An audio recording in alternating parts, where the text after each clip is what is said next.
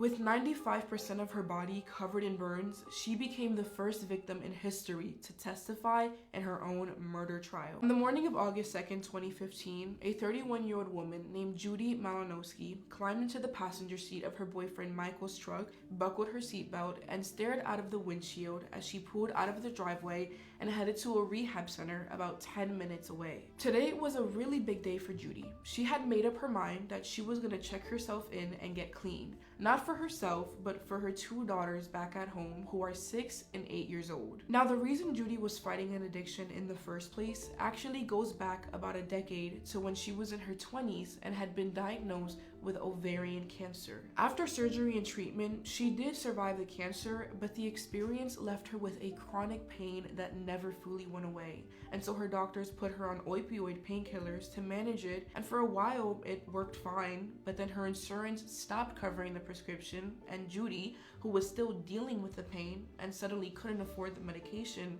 started buying pills off the street just to get through the day. And that's how she found herself caught up in a full-blown addiction that she has not been able to shake ever since. She had actually gotten clean once before after going through rehab, but then, a few years earlier in 2014, she met a man named Michael Slager on Facebook. They started talking and pretty quickly got into a relationship. But Judy's mother, Bonnie, was not happy about their relationship from the beginning. She warned Judy over and over again that there was something off about this guy. But Judy, with her loving heart, would just shake her head and say, "Mom, you cannot judge a book by its cover." But if Michael Slager was a book, the first page alone would have been enough to put it down and never pick it up again. Michael had a criminal history that went back years. We're talking theft, stalking, domestic violence, sexual violence, assault, breaking and entering, child endangerment, and at one point, he had even been on the sex offender registry. So this is not a guy who had made one mistake.